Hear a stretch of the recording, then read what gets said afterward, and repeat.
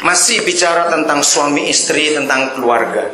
Bagi beberapa saudara yang selama 2 hari tidak ikut hadir di GOR maupun di Mayoku, perhatikan hukum ini. Kita sebagai anak-anak Bapa di surga, maka keluarga, pernikahan itu mutlak dan penting. Saya sudah membuktikan di banyak tempat dalam hidup ini. Oleh kemurahan Tuhan kami berdua suami istri sudah mengunjungi kira-kira 34 sampai 35 negara di dunia ini. Memang belum banyak dibanding yang lain, tapi kami melihat ternyata keluarga itu pusat dari semuanya. Keluarga itu pusat. Saudara, hebat sekali. Semua daerah Kristen rusak di Indonesia ini. Rusak. Bahkan statistik itu menyatakan angka perceraian di negara Indonesia bukan di daerah Muslim, justru di daerah Kristen. Kekerasan dalam rumah tangga, suami menyiksa istri, justru terbesar di daerah Kristen. Aneh. Padahal firman yang kita punya adalah firman yang begitu hebat tentang keluarga. Kemarin malam kita sudah belajar mengapa setan begitu benci pada pernikahan. Karena hanya suami istri yang bisa mewakili Tuhan di dunia ini. Karena di surga ada papa dan mama. Maka itu setan merusak hubungan kita. Kita buka dulu Efesus pasal yang ke-5. Jadi rekan-rekan hamba Tuhan, siapapun juga kita, terus apa saja yang kita lihat, selalu temukan tentang keluarga. Maka di dalamnya kita akan melihat hal yang sangat luar biasa. Mulai ayat yang ke-22. Hai istri, tunduklah kepada suamimu seperti kepada Yesus Tuhan. Karena suami adalah kepala istri, sama seperti Kristus adalah kepala gereja. Dialah yang menyelamatkan tubuh. Karena itu sebagaimana gereja tunduk kepada Kristus, demikian juga lah istri kepada suami dalam segala hal. Satu-satu dulu kita lihat. Saudara, untuk melihat pernikahan yang sesungguhnya, selalu lihat hubungan Yesus dengan gereja. Maka itu para suami, menjadi suami itu jauh lebih berat daripada jadi presiden, jadi apapun juga. Karena kita itu mewakili Yesus. Dengar itu, kita ini mewakili Yesus. Mari suami, saya tanya kepada saudara, adik-adik yang belum menikah, yang masih kecil, maafkan papa mama kalau kalian sering lihat kami bertengkar. Maka itu orang tua yang rajin bertengkar akan menciptakan kesan jelek dalam hidup anak-anak. Kenapa kita suka bertengkar? Sederhana sekali. Buang kata tuntutan dalam rumah tangga kita. Tahu kata tuntutan? Semua dimulai karena menuntut. Suami nuntut istri begini, istri nuntut suami begitu. Nah, apa saja yang kita buat sebagai suami istri, lihat Tuhan Yesus. Jadi begini, suami, semua kita para suami itu mewakili Yesus di dunia ini. Dengar ini baik-baik. Setiap kita para suami itu mewakili Yesus di dunia ini. Katakan amin. Nah, satu hal saja. Yesus bisa salah tidak? Coba-coba, Yesus bisa salah tidak? Yesus bisa salah tidak? Saya tanya ini, jangan ragu-ragu. Tidak. Tuhan Yesus pernah salah tidak? Tidak. Nah, begitu suami dituntut oleh Tuhan. Maka itu yang belum menikah lebih baik gak usah nikah. Kenapa Paulus berkata, lebih baik kamu jangan nikah, karena tuntutannya berat. Loh benar kalau kita lihat 1 Korintus 7, kaget sekali dia berkata, lebih baik orang jangan menikah. Apa dia gila ngomong seperti itu? Apa dia tanpa alasan bicara seperti itu? Tidak. Alasannya karena ini suami. Maka itu pemudi-pemudi, saya pesan sebagai hamba Tuhan, sebagai orang tuamu, kalau engkau menentukan siapa calon suamimu, jangan yang lihat mobilnya merek apa, punya rumah di Jakarta tidak, jangan lihat kumisnya segagang telepon tidak. Maaf. Bukan.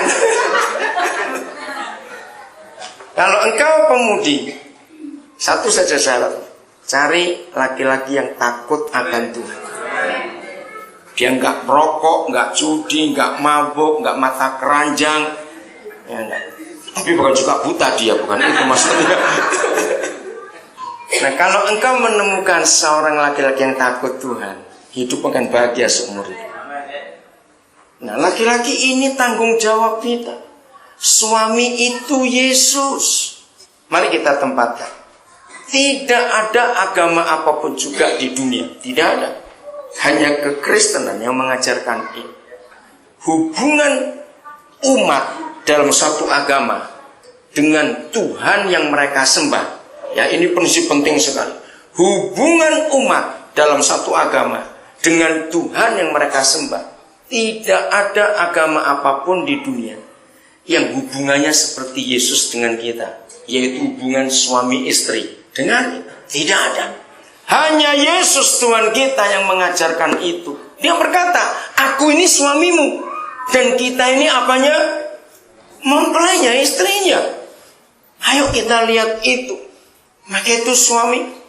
Nah, mungkin saudara akan bertanya, kan ini ayat pertamanya tentang istri, kenapa saya bahas suami dulu? Karena kuncinya itu luar biasa. Sekalipun perintah istri tunduk kepada suami, bukan suami sewenang-wenang memaksa istri tunduk pada dirinya, lalu dengan diktatornya dan kekejamannya, ayo kamu tunduk, bukan begitu. Dengar suami. Maka itu saya bahas, walaupun yang kita baca tentang istri, tapi kenapa saya bahas tentang suami? Karena dengarkan suami-suami, yang istrinya nggak pernah tunduk, jangan pernah salahkan istri. Kalau suami tidak pernah tunduk kepada otoritas di atas, yaitu kepada Yesus. 1 Korintus 11 ayat 3. Ya, ada 3 kepala di situ. Paulus menerangkannya luar biasa. Ayo, suami yang baca, istri bebas dari hal ini. Ayo, suami, kecuali buta huruf. Oke? Ayo, semua suami. Istri-istri korek suaminya kalau nggak baca kitab. Sekarang semua suami baca ayat ini. Mari, termasuk pemuda-pemuda yang belum menikah, dengarkan. Supaya kamu besok kalau jadi kepala, jangan kepala pusing terus. Tapi kepala yang benar. 1, 2, 3.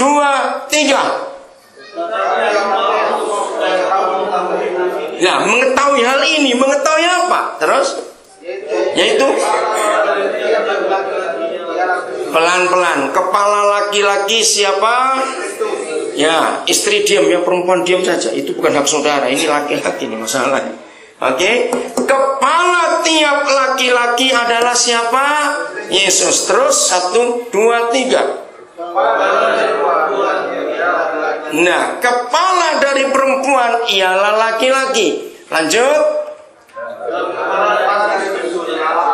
Kepala dari Kristus adalah Tuhan. Nah, lihat 3 kepala ini. Mari kita urut. Siapa paling bawah? Ini masa lupa baru baca kok. Siapa kepala yang paling bawah tadi? Laki-laki. Terus di atasnya laki-laki ada siapa? Kristus. Di atasnya Kristus ada siapa? Tuhan. Lihat ini. Nah, istri dengarkan. Di Alkitab diberi contoh banyak sekali. Istri-istri yang disiksa oleh suaminya. Ya, catat aja ayatnya, nanti baca. Tolong beritahu semua teman para istri yang kita kenal, yang suaminya gila, suaminya ganas, suaminya garang, suaminya galak. Ada catatan di 1 Petrus 3 ayat 1 sampai 7. Ya, saya nggak baca itu, catat saja. 1 Petrus 3 1 sampai 7. Dengar. Jadi suami-suami harus takut pada ayat ini. Kalau suami itu ganas, suami itu jahat, suami itu garang, suami itu galak, istri tetap takut Tuhan, terus hidup. Cuma ada satu di antara dua, suami bertobat atau mati. Serius itu. Maka itu mengapa setan lebih merusak suami? Karena suami itu Yesus. Kalau peranan Yesus dalam dunia ini hancur, setan yang menang. Itu sebabnya kenapa lebih banyak suami yang selingkuh daripada istri, walaupun istri itu ada. Nah, dengar suami-suami, istri kita itu diberi jalur online ke surga, suami tidak. Pertama saya belajar itu, saya sempat iri hati, kok enak jadi perempuan kalau begitu. Jadi perempuan kalau suaminya macam-macam, surga jamin.